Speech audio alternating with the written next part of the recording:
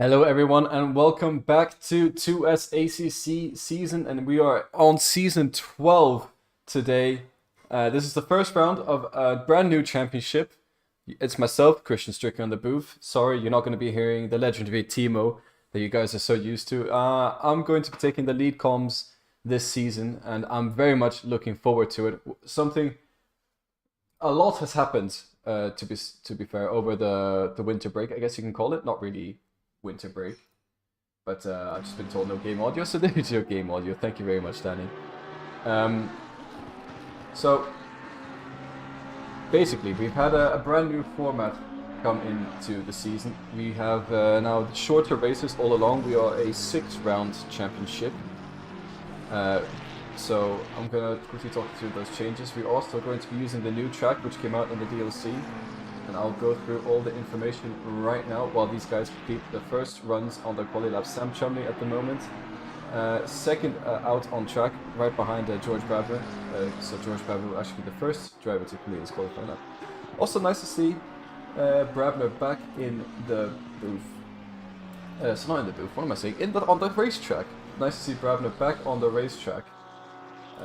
So we can look at his driving expertise, and he's already banging it in with a provisional pole position, which instantly gets taken off by Kraft, David Kraft, in the Ferrari. So anyways, let me get back to it.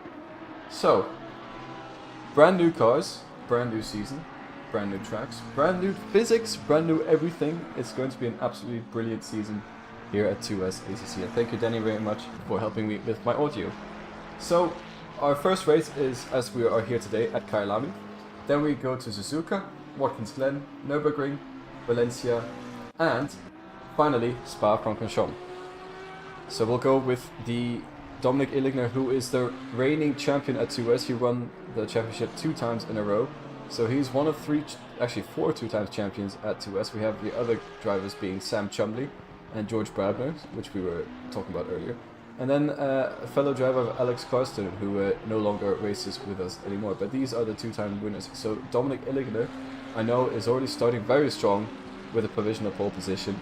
He will want to make it the first 3 times 2S champion in this season. So let's see if he's able to do that. But anyways, so I'm going to go over the format yet again. So normal format, where we have the practice, qualifying, and race. That is now 30-minute practice, a 15-minute qualifying, and a 45-minute race where there's only 1 mandatory pit stop for tire change. That's it. Refueling is not allowed at all. So that is the normal format. Whereas we've been running 1-hour races for 11 seasons now, we decided to go back to the 45-minute format. It's a bit more of a sprint kind of a format going on. And then for the sprint format, so we're going back to the double races. We have an 8-minute quali, which you're seeing here. Then we have a race 1, which is 20 minutes, a 5-minute practice session, another 8 minutes of quali, and then race 2, which is also 20 minutes. And there's no mandatory pit stops in these sprint races, which is what we're doing here today at Kyalami. And Dominic Illigner is still on provisional pole position with George Brabner only 0.005 seconds behind him.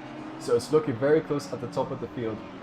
Also, a lot of new drivers here today. We have David Kraft from Czech Republic for the Jamaican bobsled team. Never seen him before. Welcome to 2S. Already putting in blistering lap times in silver class. If he continues on this streak, he might get moved up to pro, because that is very competitive at the moment. Then we have Zednek Cerny. I do apologize if I mispronounce any names. A lot of new names coming in at 2S, and we love it brilliantly.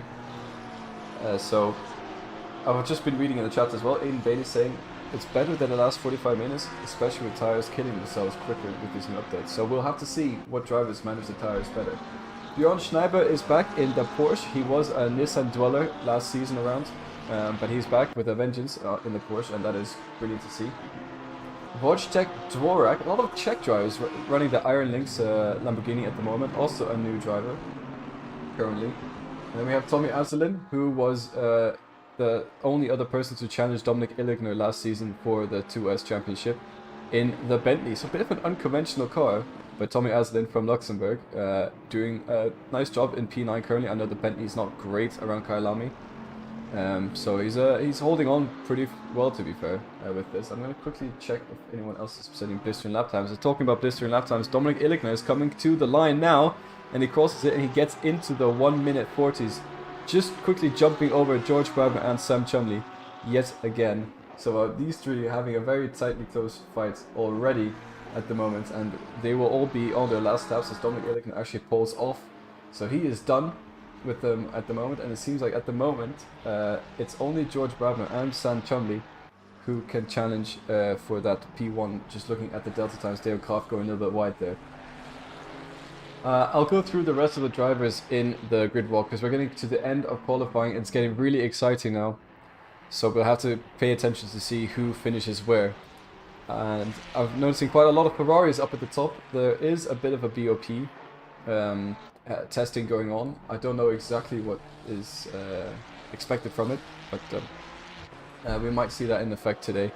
But anyways, we're nearing the end of qualifying at the moment, and David Kraft is currently identical with his previous best lap time and not looking to improve too much. So he's still only 800s behind P1 in silver, but if he improves just a minor bit in the last few corners, he could potentially take P1 in silver classes. He's rounding through Cheetah now, has one more corner to go, has to nail the braking point. Looks like he's got a car turned around right on the dime. Goes out wide on the exit, gets all the speed he needs, and he's just improved his lap time slightly, so I think that's enough to jump up into the P4. But just as I say that, Martinez takes it. But anyways, Cerny, who's also a driver we quickly spoke about, jumping up to P4 now. He was having a blistering lap time. And you just finish. Oh, and I was just cutting to Dvorak. He was 3/10 up on his lap time, and he's spinning around on the exit of Chica. Maybe biting off more than he can chew there. And we are going to Alexander Diakovsky, who was the teammate of Tommy Azalin last season. I think he's running solo now with the Lexus in the Team Jim Beam Energy car. He seems to be one of the last drivers who'll be able to jump into the top 10 at the moment. He's got the Delta 4. Where will he finish in the top 10 on the qualifying? And he jumps up to P10. So he finishes in the top 10. And that is your very, very short qualifying for you guys. Dominic Illichner takes the the first pole position of season 12 here at 2S. George Brabner in P2, Sam Chumley P3. We have Szczednik Cerny P4, Jose Luis Martinez P5, David Kraft P6, Björn Schneider 7, Dvorak 8, Aslan 9, and Diakovsky 10. So, interesting development here at 2S. A lot of new drivers, and I'm sure they're all getting used to new physics. And since it is a sprint format, we will have 2 qualifying sessions. So this does not mean this is what the grid is going to be like for race 2. Some drivers might improve from the first race to the second. Some drivers might get weaker, so it's going to be quite interesting to see. Anyways, Dominic Illichner pole position, followed closely by George Brabner, Sam Chumley behind him. And then we have the first Ferrari, Cerny, followed by the Martinez and Kraft Ferraris. We have Bernd Schneider in, sorry, I keep saying Bernd, I'm sorry, I'm going to get it right one day. Björn Schneider in the Porsche 992, and Dvorak in the Lamborghini, followed by Asli in the Bentley, and Diakovsky in the Lexus. So we have Ruben van der Hudding making a return with his Trigon colors. I think it's a beautiful livery on the Porsche again. Then we have Sebastian Holter, Martin Müller, Martin Feuerhardt on the left, Nico Veldman on the right, in the Mercedes. Then we have Marvin Betch, who I've been told is a livery I need to look at. I think the less said, the better. This is an absolute eyesore of a livery, but oh well, we move, I guess. We have Bailey Thompson in the Porsche again on the right there. Then we have, oh, I need to scroll down. This is one of the first times I have to scroll down on the list. Artem Kutuzov in the Audi. Fernando Velado Lopez, Jorge Prieto. And then we have in the Luxley, oh my god, it's brilliant.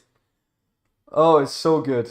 The Luxley livery made by Antoine Olive, who Jack Mills is representing today. He's doing the semi-skin version, the 1.5% fat version, and it's absolutely brilliant.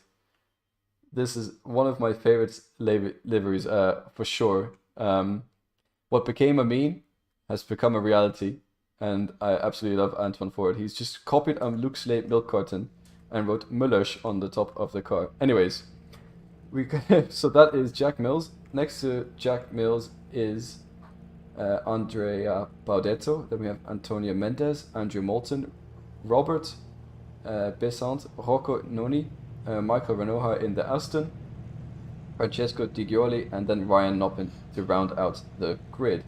29 drivers today here at Kyalami. We do have 40 slots open, so that's quite a big showing for the first race here at 2S for season 12. I'm just going to quickly catch up in the chat. Higgsy saying, love how you say you'll get Bjorn right someday, but you still say Schneider. I say Schneiber. Scheibner. Scheibner. There you go, Scheibner. Okay. Bjorn Scheibner. I do apologize for butchering your name all of last season, and this is going to be my goal for this season. Commentary is only going to be mediocre at best, but I will get Bjorn Scheibner's name correct. Hey? I just realized you're all watching this together, aren't you? How was the Spa race, the 6 hours of WC, and then also you went to Nordschleife today as well. Absolute brilliant long weekend you guys have made for yourself here. But anyways, the drivers are lining up for the first outlap in season 12. It's also going to be the first outlap of the sprint races. I think the mentality of the drivers will be very different compared to the longer 1 hour races we've had for the last season. You have 20 minutes to make your overtakes and to make your gains. That is nothing really. It's going to go over in a blink of an eye, and if anything from my past commentary and broadcasting experience shows, usually one race is kind of tame and the next race is absolutely bonkers. So will this be the bonkers race or will this be the tame race? I don't know. We're going to find out. And I'm definitely very excited to find out who is going to make this race tame or not. Anyways, drivers still driving over the tarmac, getting ready to line up on the grid. We have beautiful scenery here today at Kyalami. It's quite sunny weather outside. I don't see any rain potential coming in, so there will be no swaps for wet tires or scandals or anything like that. Any of the difficulties these drivers run into with rain mid-race. But we will just have sunny, beautiful days in South Africa, looking over the beautiful track that is, I believe, next to Cape Town. Wow.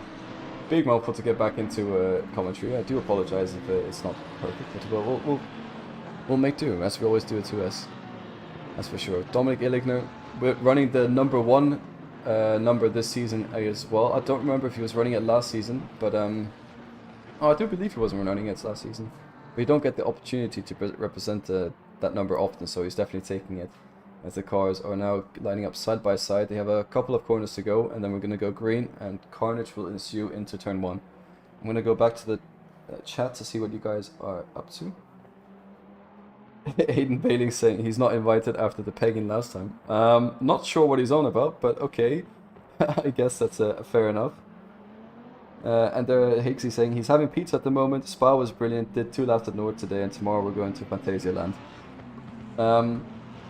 Brilliant stuff. I did see the lap you had at the Nordschleife. I would absolutely love to join you guys on those one a day. It's looks like a huge blast. Oh, he unpegged our things. Anyways. Let's enough with the pegging. Let's get on to the racing as the cars go green. We're going down into turn 1.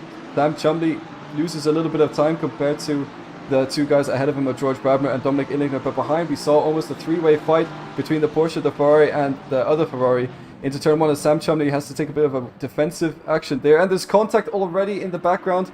I'm trying to catch it on the street. It's hard to catch the cars, and there's huge carnage in turn 1. Looks like Ruben van den Hudding is involved. There's a BMW involved, flying off the track.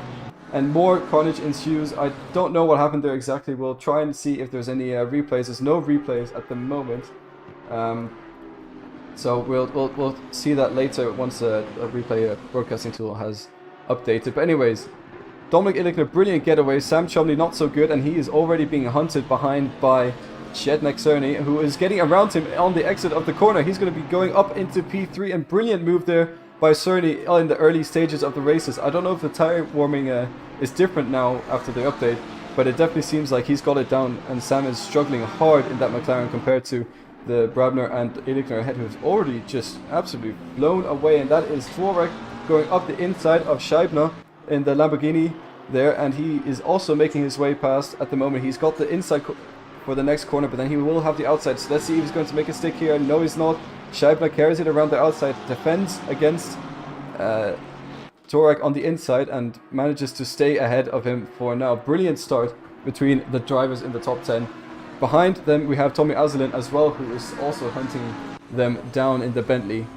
It's been a while since I've seen a Bentley, and he's a little bit late on the brakes there, and you see the Jim Beam car in the background also a little bit late on the brakes, but they've all managed to get around safely without any issues. Bailey Thompson, by the way, he is all the way up into P10 after starting around P16, so that is a brilliant start from him, as we'll try and find the replays of what caused the carnage on lap 1.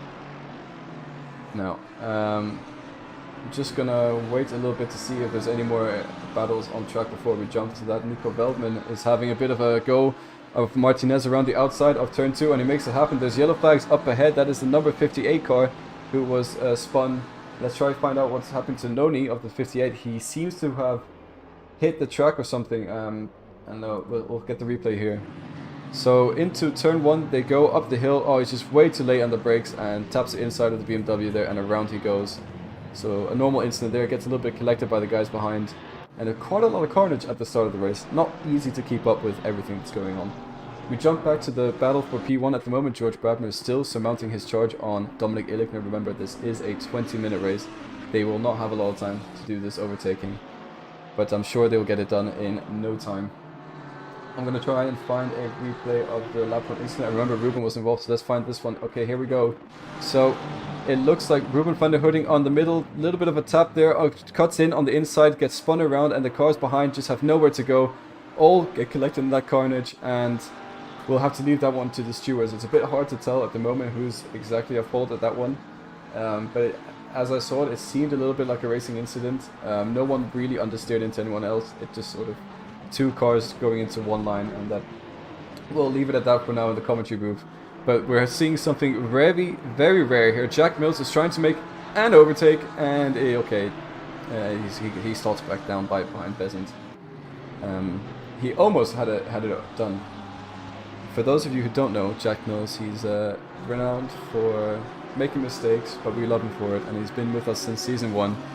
And we have an ongoing stigma, I guess, not stigma, what's it? Ongoing gig with Jack Mills, that he always manages to mess up somewhere, but the guy keeps going, and we all love him for it. So that's brilliant stuff from Jack Mills, keeping it on the track.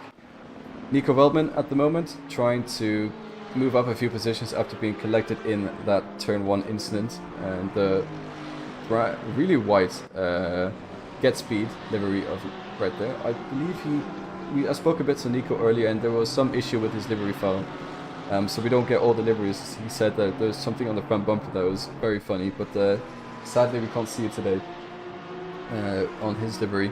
He's getting a little bit of sideways out on the corner exit, and it's actually nice to see Nico back in the Mercedes. It makes sense.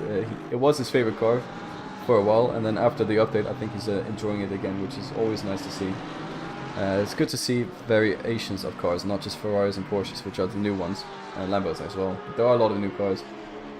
Nico's stuck with the Mercedes. Brilliant stuff. Going back to the P6 fight between Scheibner and Dvorak. Going very wide there on the corner exit, picking up a little bit of grass onto his tires as we go into the final corner now. Who will get a better exit? I think it looks like the Scheibner has gotten the better exit at the moment, so not much that he can do there to get overtaken. Diakovsky in the background making an overtake on David Kraft, going around the outside into turn 1, makes it happen, sticks it right in front of him, and perfect maneuver by Diakovsky. Wasn't fought too hard by David Kraft, I don't believe, but it is a silver versus pro battle, and I think when it comes to that, it's just a bit more respect is given, as a 2-4 now has yellow flags, and I'm going to find that on the track map. Not able to find it, but I'm gonna find a replay what happened to it right now. So it looks like between Van Hooding and that is Jose Luis Martinez, and just a little bit of tap on the rear and around he goes. So unfortunate overtake there, and he holds his brakes as the Aston Martin goes around the outside. And there is now the number 9 of Rhinoha spun around as well there, and he gets his car moving slowly but surely. And there's a lot of carnage happening. It's hard to keep up, and there's 2 stop-go 30 penalties for Noni and Diglio, and there's no live steering, so that must have been for a track cut somewhere. I'm not sure exactly what's happened between those 2 drivers. I'm sure the stewards will find out eventually, but there's a lot of carnage to begin with already in this race. Carnage that never ends, it seems, as George Brabner is still hunting down that P1 position right behind Dominic Illigner. It is difficult to overtake on this track, and he is so far sticking behind Illigner nicely, but that is the easiest part of the game. The hardest part is to make his move and send it up the inside or the outside, wherever he prefers, or force Dominic Illigner into a mistake. We know George Brabner is a very capable driver. We know Illigner is an extremely capable driver. And here we have the onboard of George Brabner wrestling away in his brand new Lamborghini Huracan GT3. The EVA one, of course, and it's a nice little car. I've heard it drives quite a lot like the Audi, so it will be similar on this track. Although I think the Audi BOP on Kyalami is just slightly more in favor compared to the Lamborghini, but I'm not sure. I could be waffling at the point, so we'll see. I guess if George Brabner makes his way past, I'll take it as the Lamborghini. And George Brabner are better than Dominic Illigner and the Audi today, but it's a very close battle. Another close battle back with Björn Scheibner and Dvorak. Seems like these two just can't get enough of each other. Sam Chumley has managed to build a bit of a gap between them now, as he was struggling very early on. But Scheibner is doing nicely, holding Dvorak behind him. I don't know if the new Porsche is slower on the straights, as the old Porsche. The main issue with that car was on the straights it was very slow compared to others, so it's easy to get overtaken. But I'm not so sure with the new one. Nico Veldman trying an overtake at the moment on Kutuzov, the guy in P2 for Silver Class. He's trying to go on the inside for the fast left-hander, then he does have the outside for the final sector 3. Oh, he outbrakes him completely. What a brilliant maneuver from Nico Veldman into the final sector there. Great stuff from the Dutch driver up to P14 now, as he has quite a way to catch up to make up for lost positions earlier. And then we see Ruben van den Hooding right behind, trying his best to make his way past the silver class car right in front of him at the Ross delivery Audi. And we might see a little bit of a send into turn 1, and I think I just have had my my questions answered. The Porsche is a bit still slower on the straight compared to other guys, and Ruben turns in a bit too early, taps the rear of Kutuzov, but they all manage to stay pointing in the right direction on track, and they live to fight another day. While that happens, Björn Scheibner is now catching up to Sam Chumley. I wonder if Sam Chumley has made a mistake on the last lap. No, he hasn't, so maybe he's made a mistake now, or Scheibner is just absolutely bossing it at the moment, creating a lot of pace. It could be that very well that, because Dvorak has fallen behind a bit, and Scheibner maybe has been taking care of his tires a little bit better, and it is now showing very hard. Aiden Bailey just telling me that he wasn't struggling for top speed with the Porsche in the preseason testing, and okay, I'll take your word for it. It seems like it was slightly slower than the Audi there, but it's not much slower compared to what we are used to with the Porsche, so that is very good to know. If I was driving, I would definitely choose the Porsche, but that's just my own personal bias. I haven't touched the car yet. I just really love the car in real life, so why wouldn't it be good in the game? As Scheibner gets closer to Sam Chumley under braking, but is not able to capitalize on the corner exit just yet, as you keep seeing this battle happening. I'll keep an eye on it, because something else to keep an eye on. Jack Mills going up the inside of Baudetto, who's got quite a damaged front end, and it seems like that was a very easy overtake for Jack Mills, making his way up to P22, and it looks like that is P6, P7 in silver class. And he's making his way up the field. No Jack Mills, no moment yet, and let's hope he keeps it that way, because he is representing the best livery on the grid, in my opinion, and it's actually making me kind of thirsty for some Luke Slay. But for all of those who don't know, Luke Slay is become a bit of a meme in 2S with our crazy amount of Luxembourgish drivers for a racing league. I think we have, I think officially it's 3, but we have a couple more who race every now and then as well. So I think there's five in total into us who have raced recently, and all 5 of us decided to make a team together called Luxley Racing, and Antoine has now made a livery for that and is racing on this series, so that's brilliant stuff. And then at the moment Ruben van der Hoening trying his way past Kutuzov. He's going to have the inside into the S's, and that is not always the best line to be on, but it looks like he's made it work as he just lets that Porsche fly around the outside and gets the job done. Brilliant move from Ruben van der Hoening. Dvorak is back up behind Scheibner now, as he has a little bit of a look up the inside but isn't quite able to capitalize. Makes a little bit of a mistake into the corner and has to slot in back behind the Porsche in front of him. So much racing going on. We have only 8 minutes left in the first race, and we have a second qualifying as well, and another 20-minute race. So that's also a good break for me and my voice. I think that'll be nice as well. I can feel it's already going slightly. The real best livery debuts next week, says Jack Coldy. Alright, well, I look forward to seeing that livery for sure. I think I've seen a few teasers of the VVDL liveries, but I can't quite put a picture in my head of what they look like exactly. So maybe we will have the best livery next week. A strong competition for the best livery does Jack Coldy have. Okay, well, everyone, if you're excited to see Jack Coldy's livery, please tune in next week where we will be... oh, let me just quickly find the track list.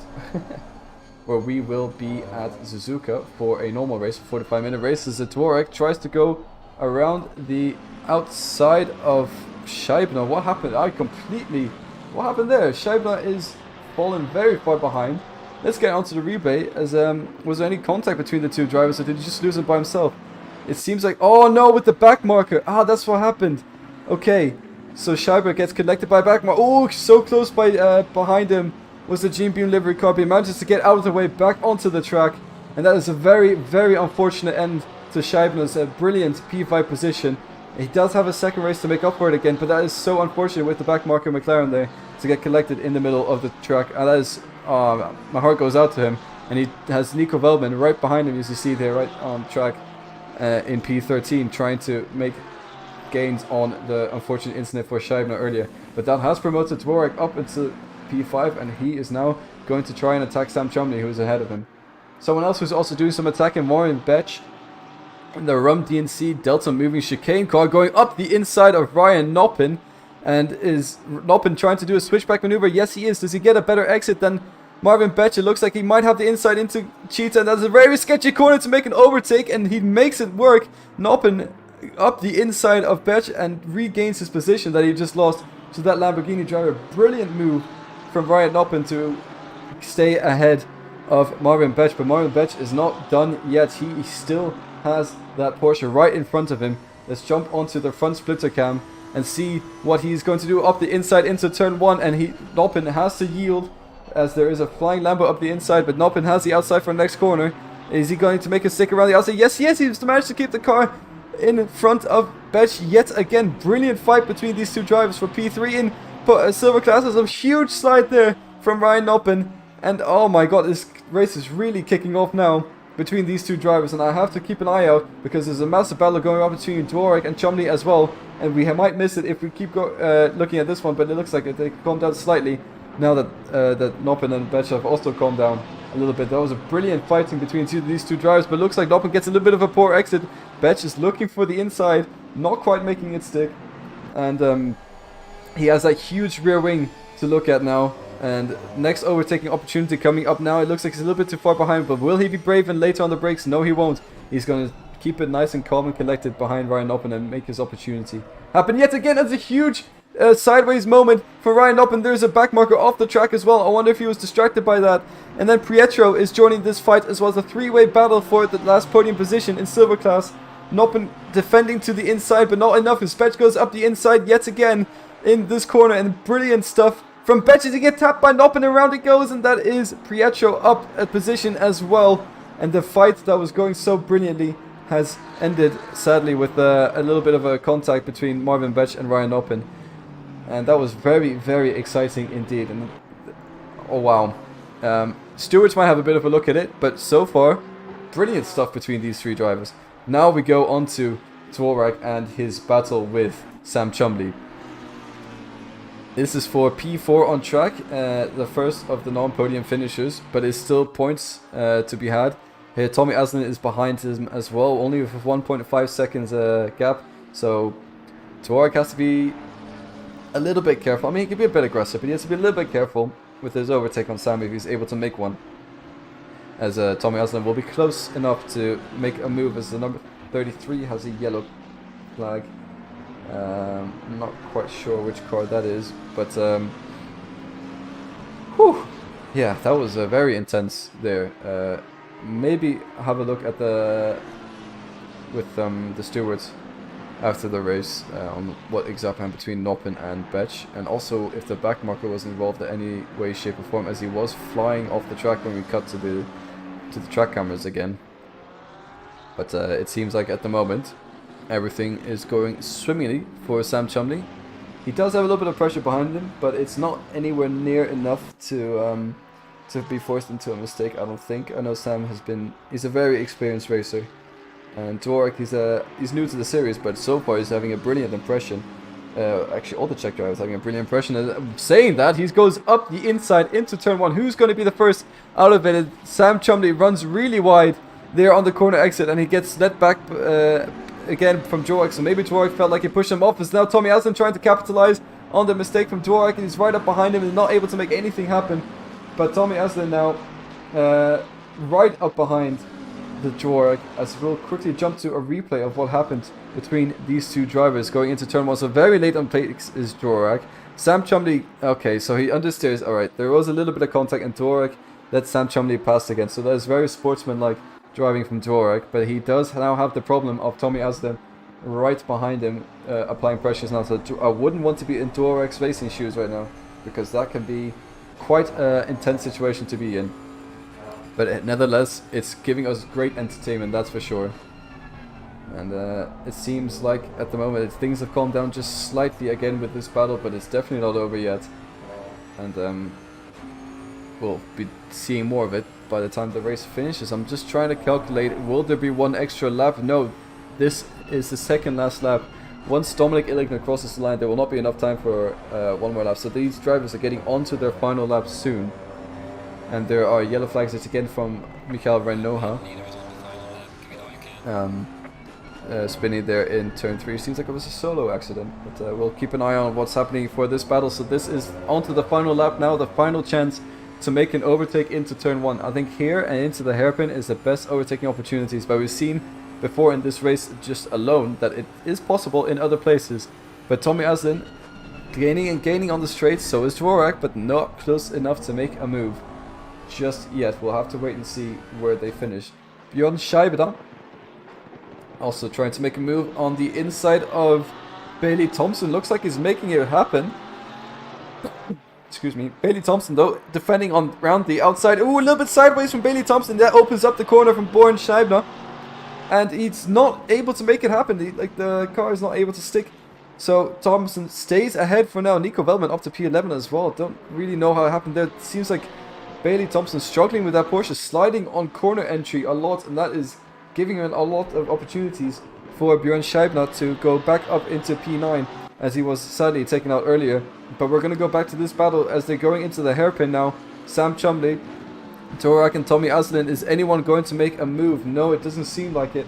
So last opportunity for overtaking seems to be over now, unless they can make one massive send into the final corner. But I don't think he's close enough to unless Sam makes a mistake in the final sector now.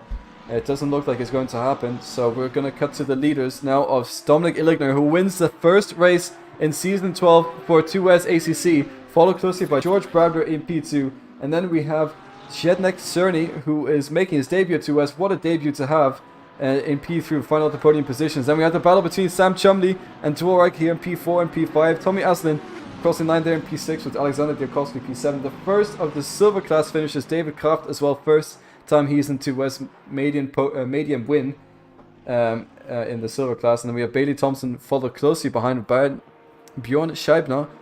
Nico Wellman, Ruben van der Hurting, Bastian Holzer in the white Porsche, and then we have Kudasov in the P2 position of the silver.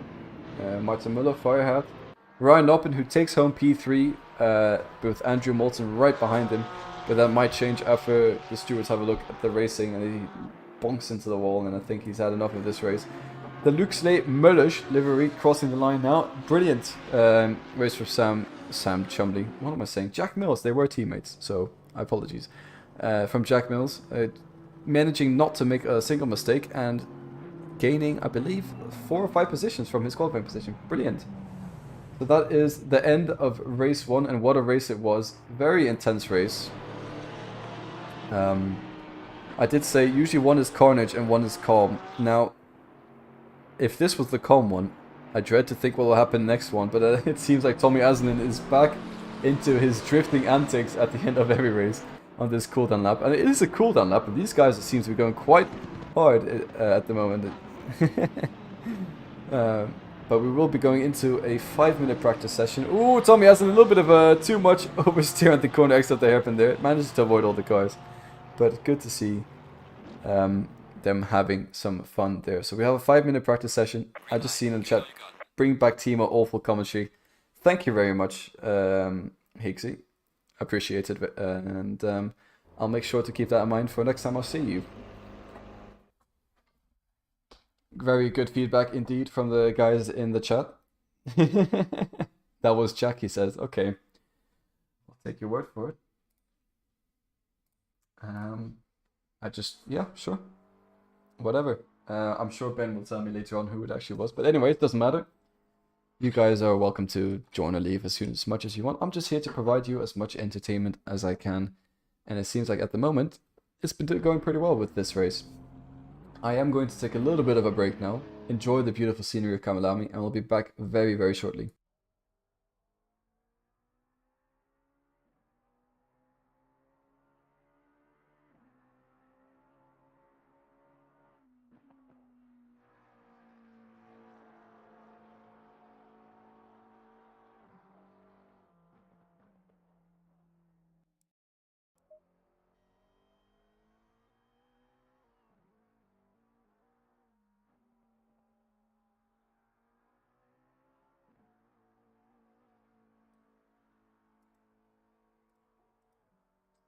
Alright, I am now back, and I will say I'm not forgotten what you said, Gareth. He's laughing very much, finding himself very funny.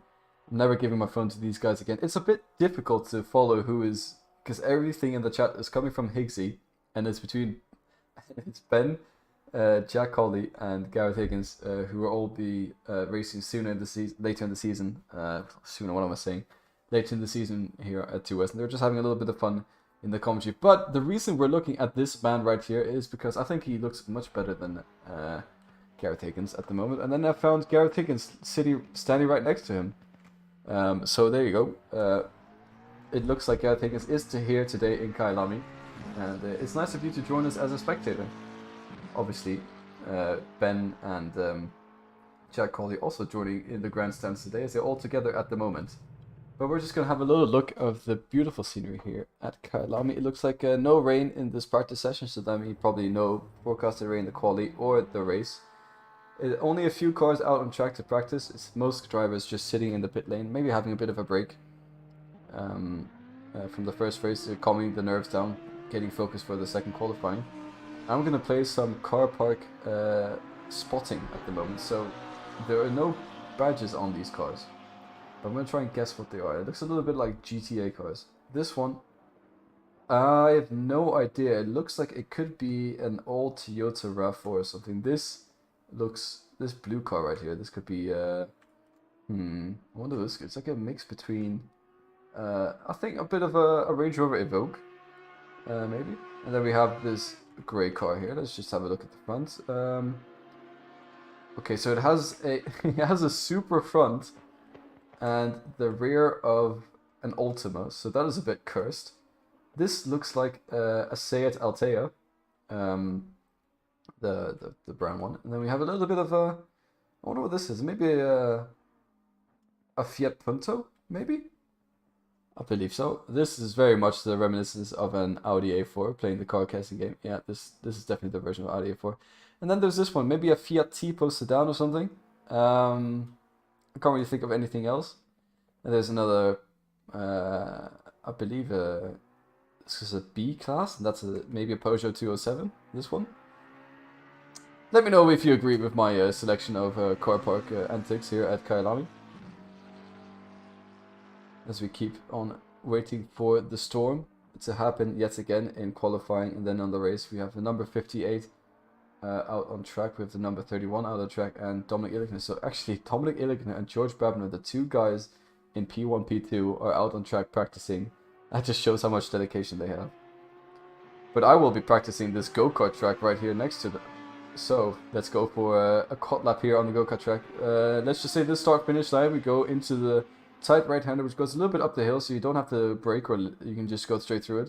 A little bit of a left-right section up here, coming into a hairpin at the moment, going up the hill again, and then we'll start going down the hill, a little bit of a left, a little bit of a right. It's all flat out, by the way, although this might be a bit of a sketchy corner coming up here, as you could take the short track and go back around, but we're taking the long track.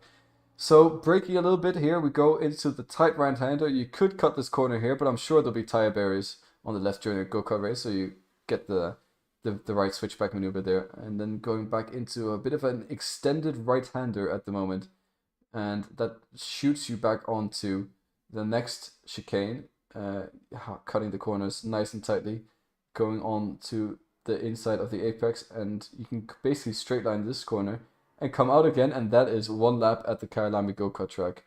Get ready for the actual lap of the Kyalami track right now with qualifying.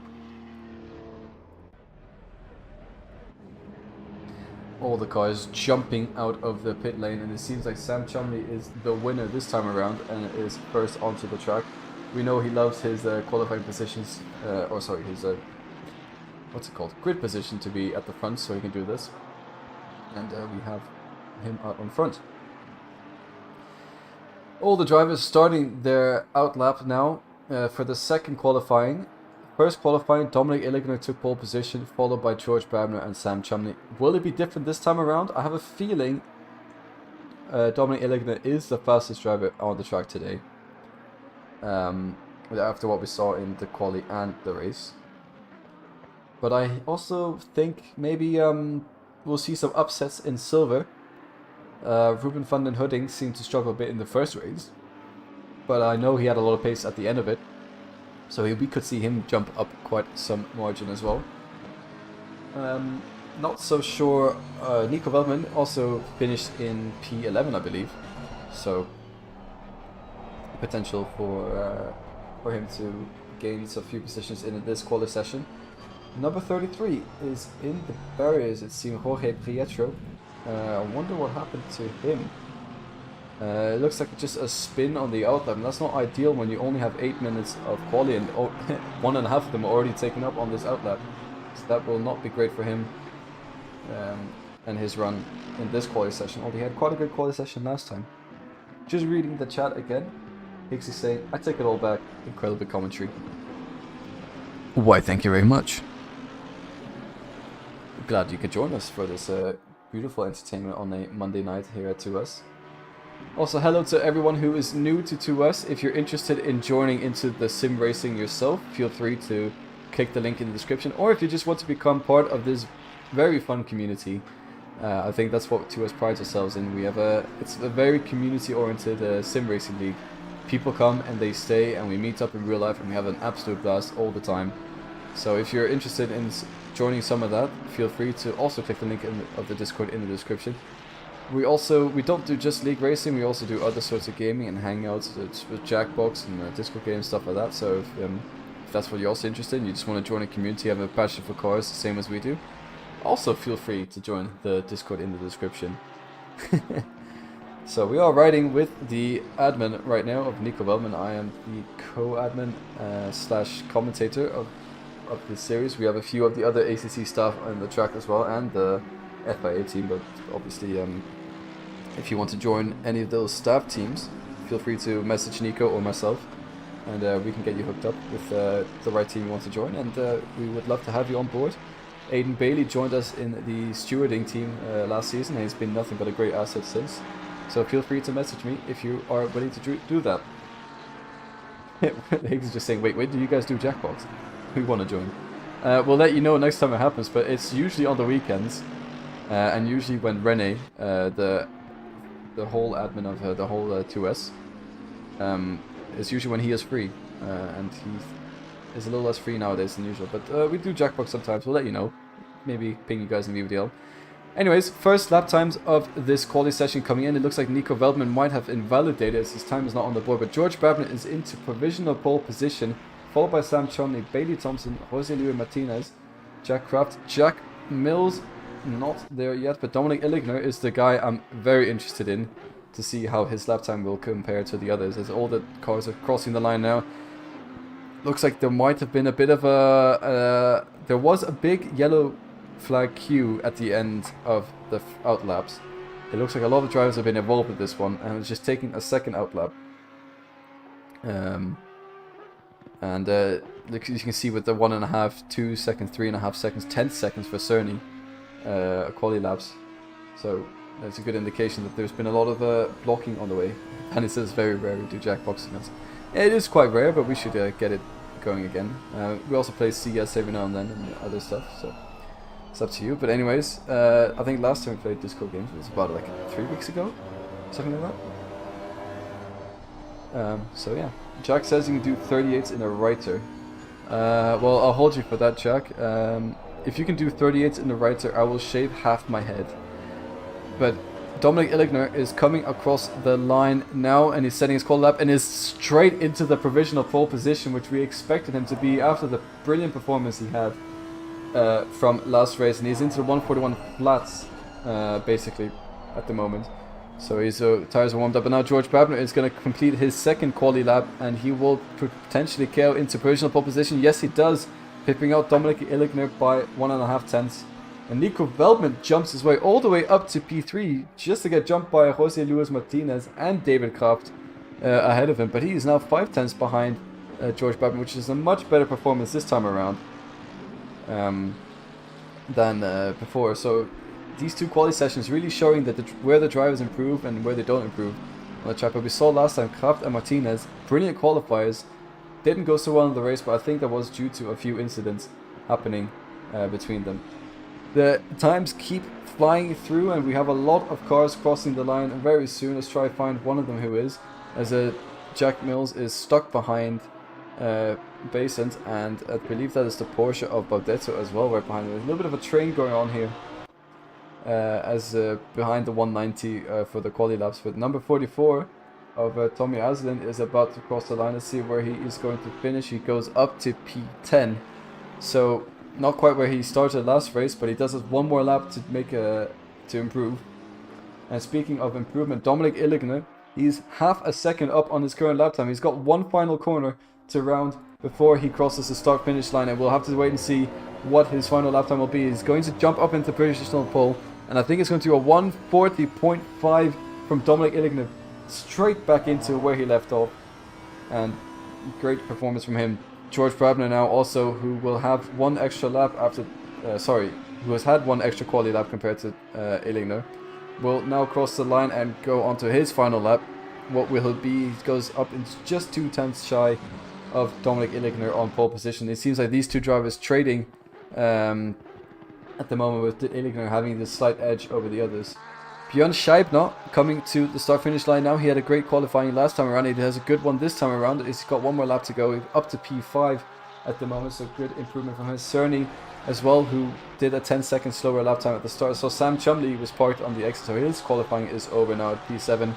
A much worse performance this time around from Sam Chumley. I think maybe a mistake on his end. Cerny though jumps up to P4 at the moment, so he is also finishing where he left off, but there's still 20 seconds left of this session to go. Ruben van den Hudding jumping to the pit lane now, who is in P9. That is also the number 87, who is usually Ben Lowe's is the number 87, but why is it is now Bastian Holter, who is 87. Fair enough.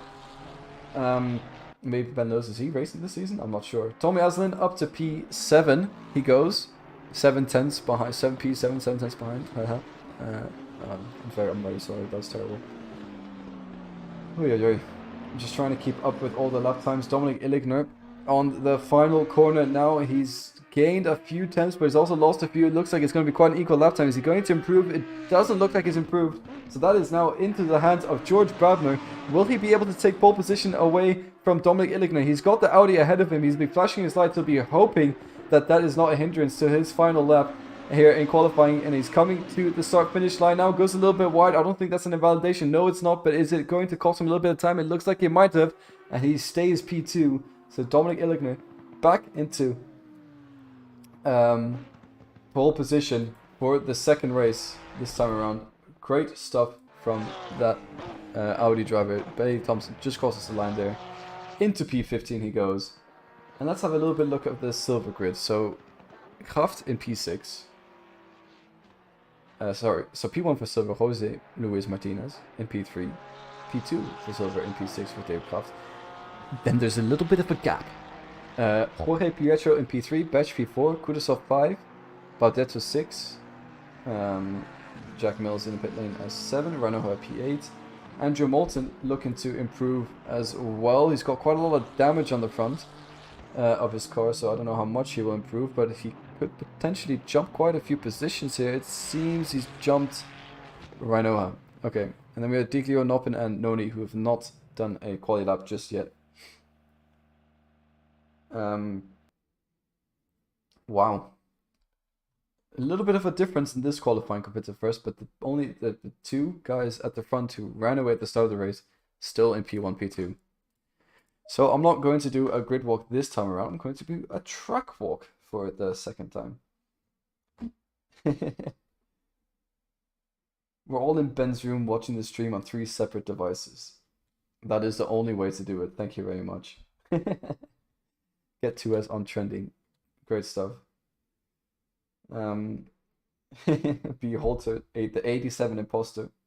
Holter is signed up as 86, so that is a bit of an interesting. Okay. There was a little bit of a number issue, but we'll have a look at that for the next race. So Ben Lewis will get his 87 number they signed up for. But anyways, Kyalami, long run down into turn 1. It goes a bit up the hill into the braking zone. You just brake at the 100 meter, get the tight inside line, and you straight line it basically all the way through here. And then also under braking, you go out wide to open up the corner, and then you can cut in for a late apex to get a brilliant run onto the exit and down the little mini straight into one of my favorite corners here at Kyalami, which is a very fast right-hander. It's hard to get right. I sort of forget the braking points at it, to be honest. It's been so long since I've driven Kyalami. But you slight tap of the brakes, you get the car onto the inside. Again, a little bit of a late apex in this corner.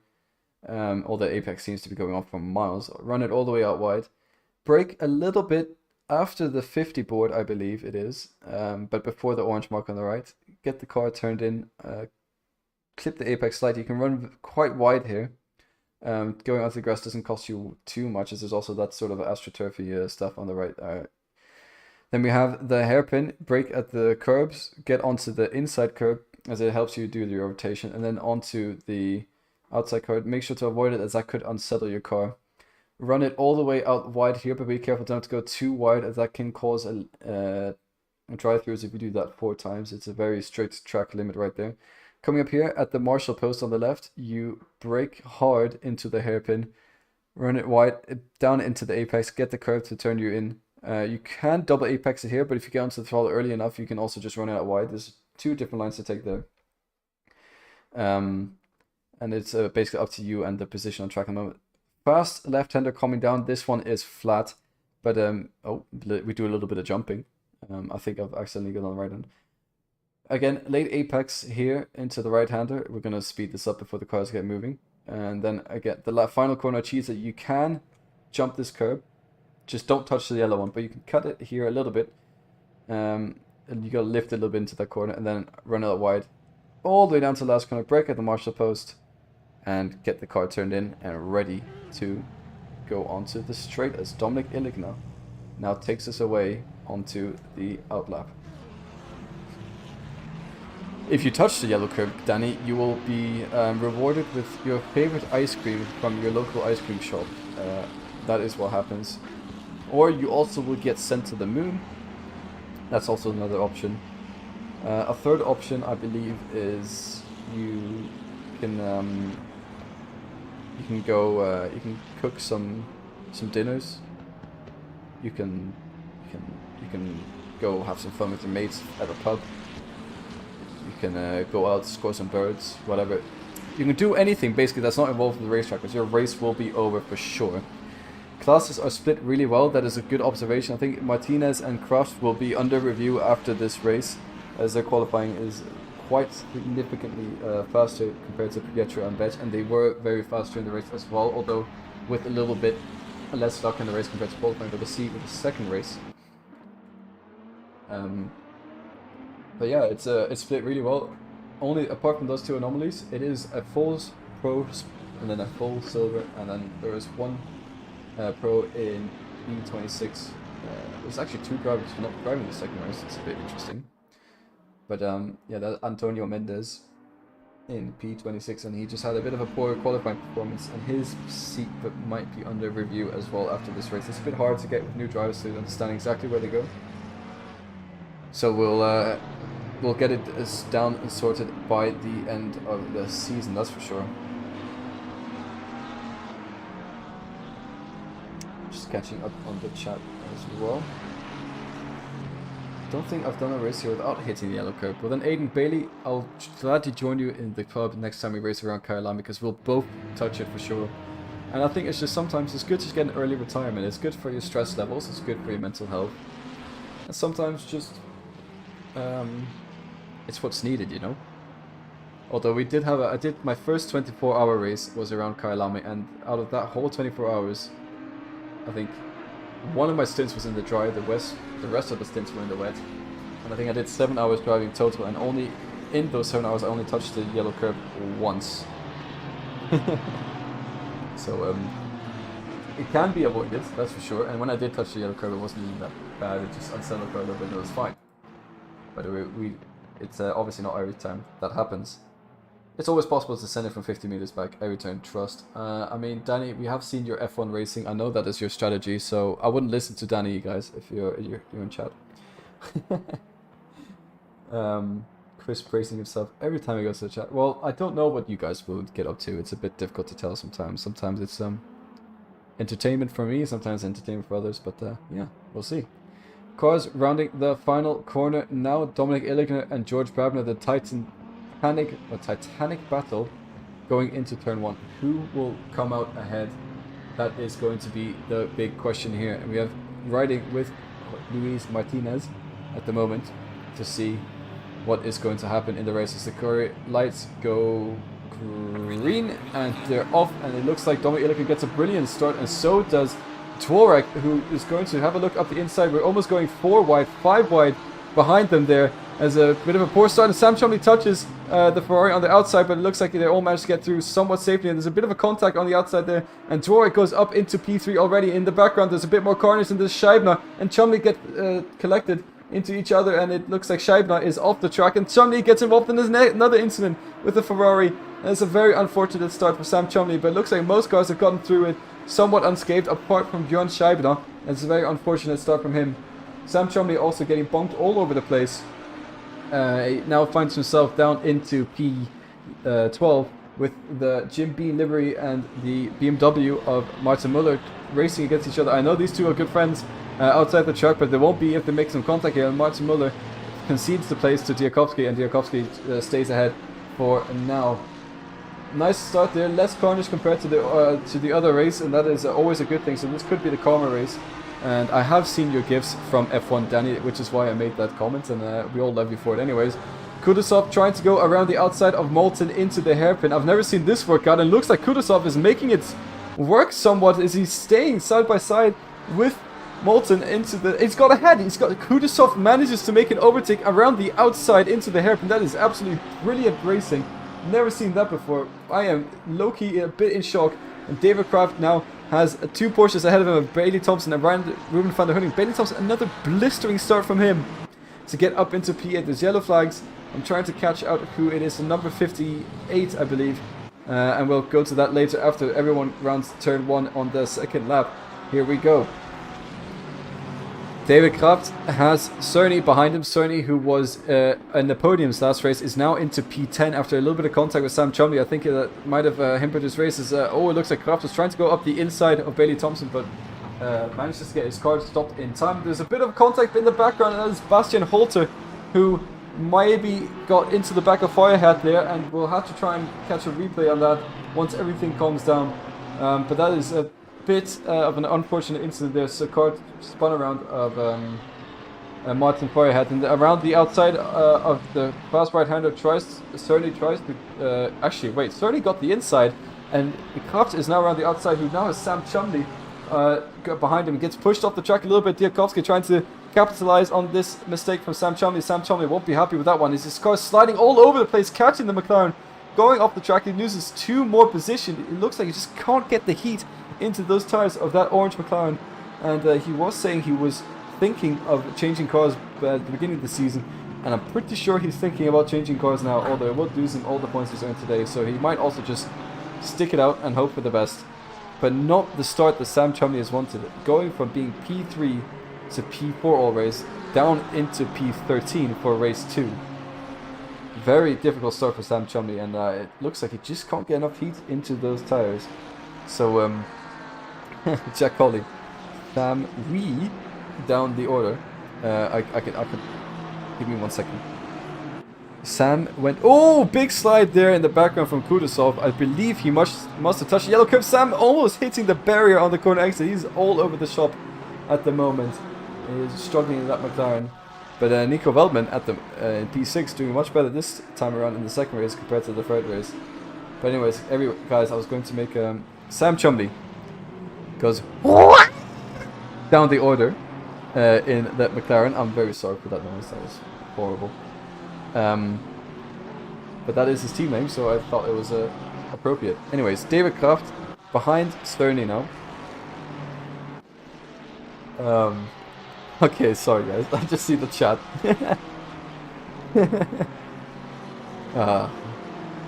Don't clip that, please. It's nothing but professionalism here today. Toad? Yeah, I think so. David Kraft in P10, P2 in silver, still on the back of Cerny, the 2 Ferraris. Duking it out a little bit now. Seems like there's another battle between Andrew Moulton and Robert Boisson in the Lamborghini. Moulton may be looking for an overtake into the hairpin. Boisson goes to the inside, and Moulton to the outside. Can he do what? No, he can't. He just completely outbrakes himself and has to get back onto the track. So, not able to do the maneuver we saw a couple laps earlier from Kudasov, but try to replicate it, and I can respect that. George Brabner is currently running quite a little bit behind. What am I saying? He's running quite far. What has happened to George Brabner? There's been some sort of he's been lifting quite a lot. He's down into P6 now. Behind Tommy Aslan's up to P3. I wonder what happened to George Brabner. I'm trying to find if there's an instant replay or any. No, there isn't.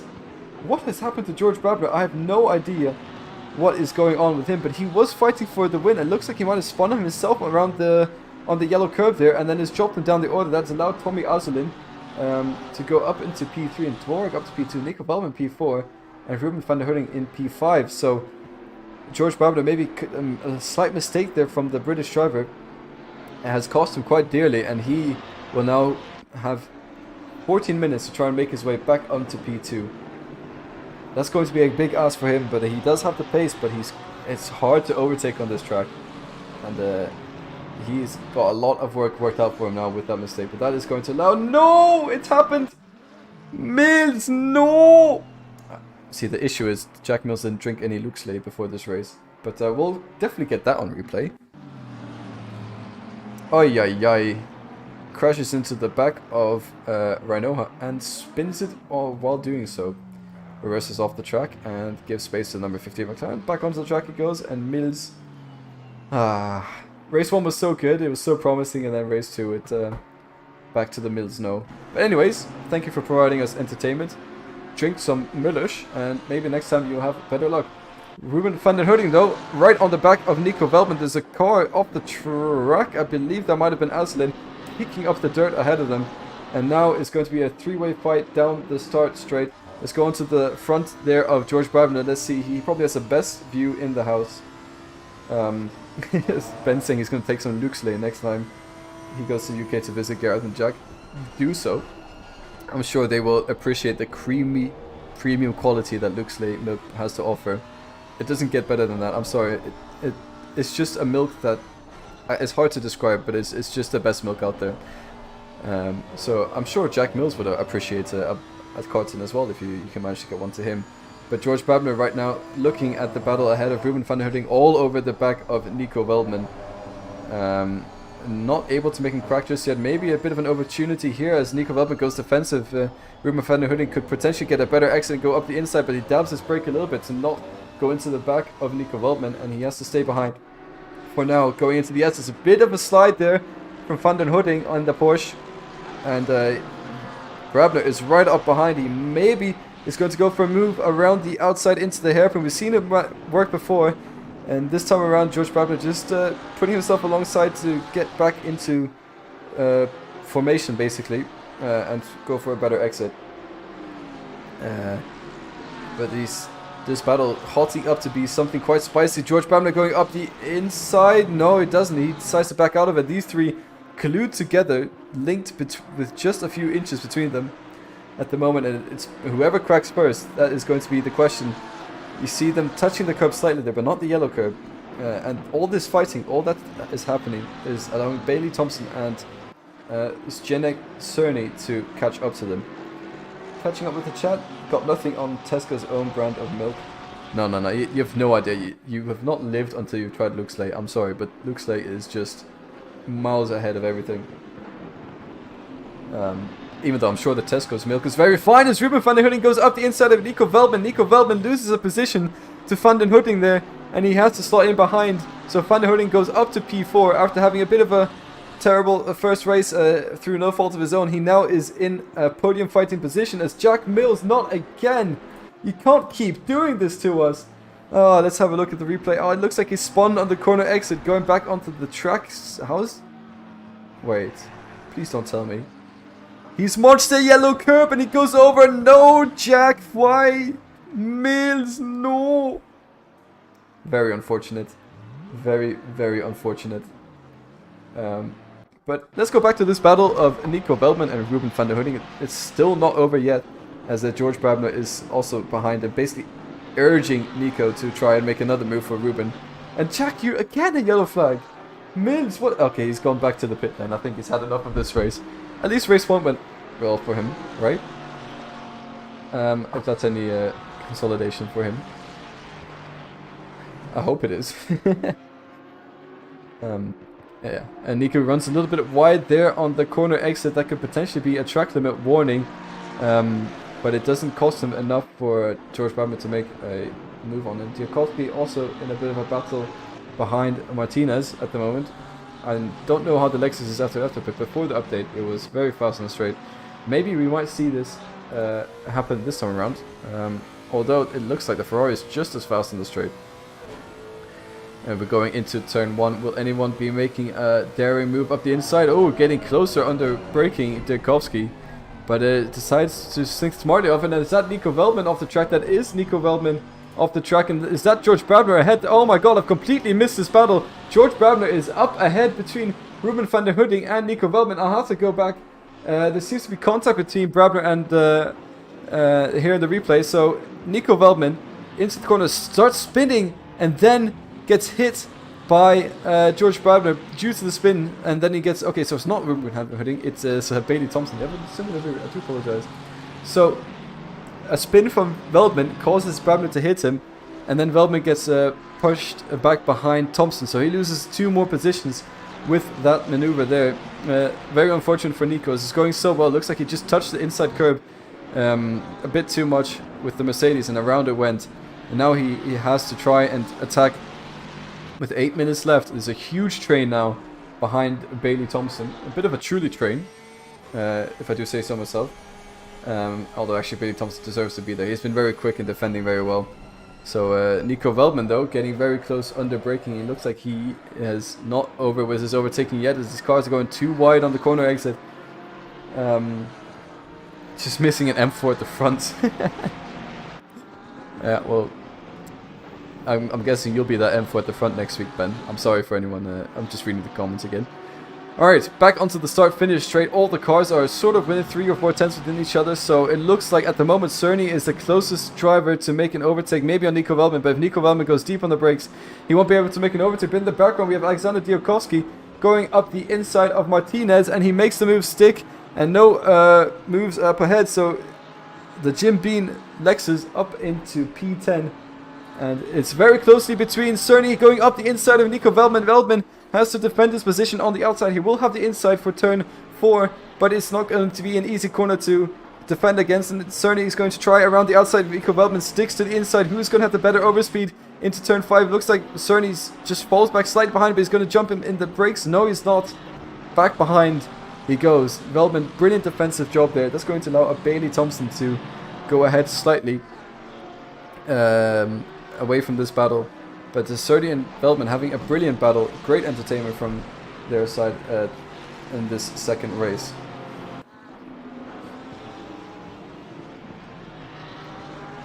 Whew.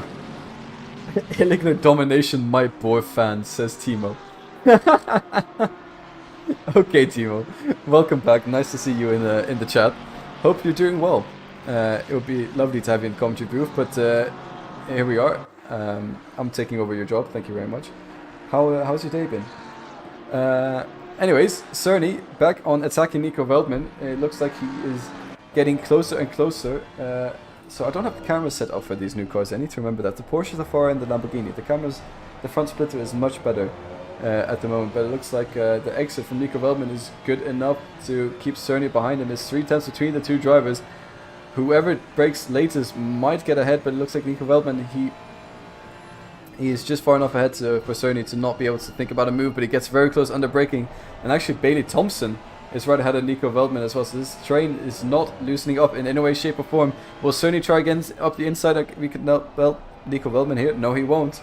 We keep going in the same formation as we have been riding for the past 2 laps. As now David Kraft as well getting involved in the action for he's P1 in silver, so it doesn't mean anything to overtake these guys for his points, but it could mean pride, and that is a lot for these drivers. Any overtake is an overtake. They will take the opportunities that come to them, that is for sure. As we ride on the, oh, that is a terrible camera angle, I'm very sorry. We'll go back to this one. Oh, a little bit of a sideways from the corner exit there from Bailey Thompson that might allow Nico to go up the inside into the hairpin. Cars are closing very closely, basically pushing each other through the hairpin. Bailey Thompson must be quivering in his boots at the moment, but he's doing very well to keep it all under control with all the pressure he has behind him. Running in P6 at the moment. It goes a little bit wide, looks at the car sliding a little bit over, inserting up the inside of Nico Veldman. Is he going to make the move stick? Nico Veldman goes out wide, and he does let Cerny go through. So Cerny up to P7 now, as Nico Veldman has to concede the position. On the outside, that is Bailey Thompson hitting the yellow curb, and he is off the track in contact with David Kraft in the background. So Bailey Thompson loses 3 positions in one corner by hitting the yellow curb. But it's not over yet. He does have a better exit to David Kraft, and he might be able to get ahead of him, come into the braking zone, and there's going to be a huge battle going on here into turn 1. Diakowski having a look at maybe to join in as well. Nico Veldman trying to go around the outside of Cerny. Bailey Thompson defending or trying to overtake on the inside again. It cuts him off, and there's going to be contact. David Kraft goes off the track but keeps his car under control. Manages to lose only 2 positions from that. Brilliant car control from those 2 drivers. Nico Veldman now also on Zednek Cerny, trying to go around the outside as we saw opposite positions last time around. Around in this corner. Now it's Nico Veldman's turn for the outside. And the same thing happens as he did with Cerny, but he will have the outside for the next corner. Maybe he will get a better exit going into the chicane and could potentially make an overtake. As wide goes Cerny. Nico Veldman goes through into the chicane, and he is back up into P6 as he was earlier before he had his incident with George Brabner with the spin. Nico Veldman making the most of this race, and now Diakowski is getting involved as well, and this is an absolutely amazing fight going on.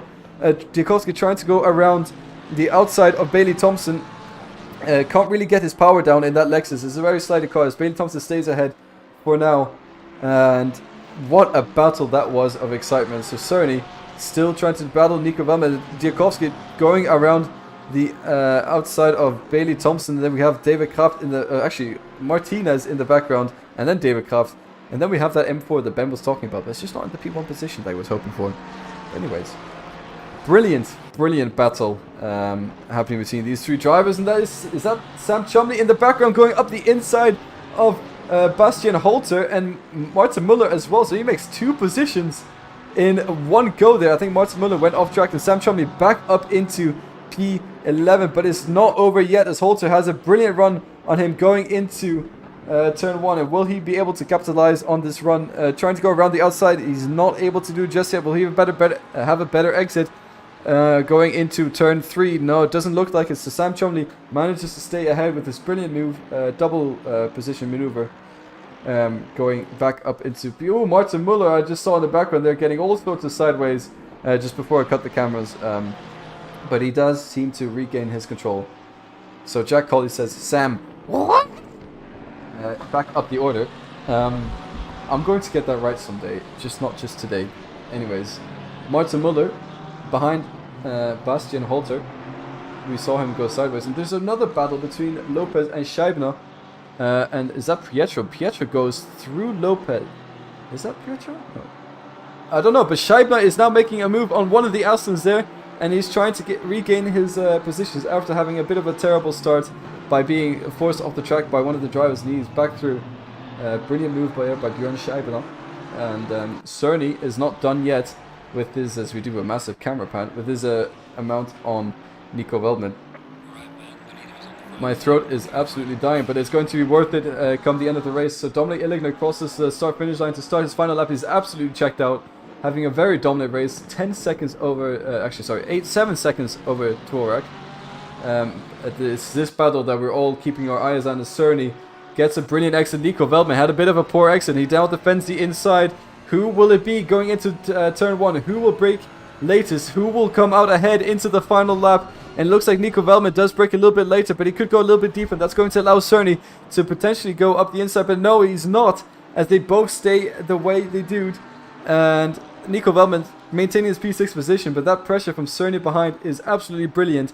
I do apologize for any of the guys finishing in the top 3 if we don't catch them crossing the finish line, because it's an absolutely brilliant battle brewing right here. And another brilliant battle between Kudasov going up the inside of Jorge Pietro, as he also makes another move for a P3 in silver yet again. Kudasov, but he's not just done yet, and there he is, into breaker zone, he is ahead.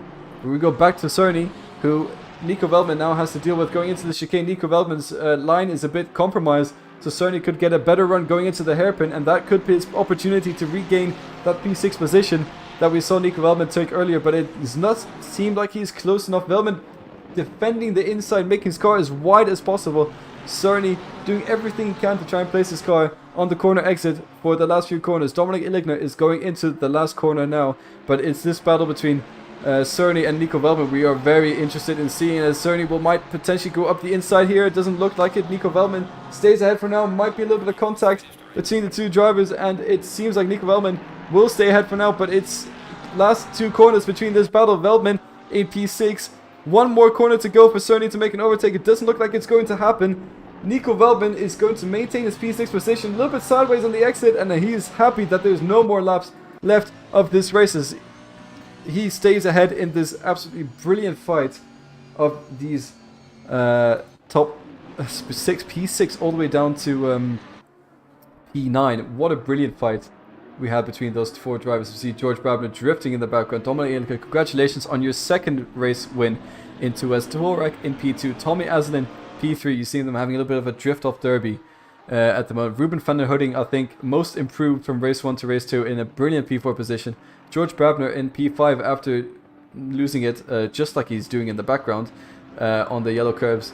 And then we have Nico Veldman, Cerny, Bailey Thompson, Alexander Diakovsky, Martinez, and David Kraft rounding out the top 10. Martinez P1 for silver this time around. Kraft just behind him with a brilliant battle. Sam Chumley, unfortunate finish for Sam Chumley for this time around. But it's not always a meant to be, and at this time he just had a great race 1 and a tough race 2.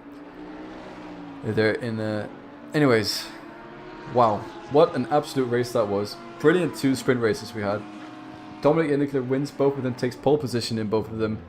He's also has the speed juice fastest lap. I don't know if he got the fastest lap in the first race, but I'm going to assume he did. So he's made a grand slam in the first round here at 2S. What a way to prove that you need to defend your title in 2S. And wow, we're on to the next practice session. These guys are very eager. Wow. Okay. Thank you very much, everyone who's joined us here today at 2S. Thank you, everyone, for listening to me and dealing with this commentary throughout. I hope you all enjoy the rest of your evenings. Next week we will be at Suzuka. It's going to be a 1:45-minute race, so it's a bit of a different strategy compared to that. There will be pit stops, but these races also breed brilliant fights. This one's a bit more all hands on deck carnage, but I can assure you next week will also be a very interesting race at Suzuka. It's been myself, Christian Stricker. Thank you very much for watching here at 2S for the start of Season 12. If you're interested in joining 2S, be it for a community, to race, to be part of a ACC team, whatever, feel free to join the Discord below. The VVDL guys are having an absolute laugh in the commentary chat. Thank you very much for everyone who has been writing to me today. It's made a very enjoyable stream for everyone. And I hope everyone has had a good time and a good evening. And I'll see you all next time. Thank you. Goodbye.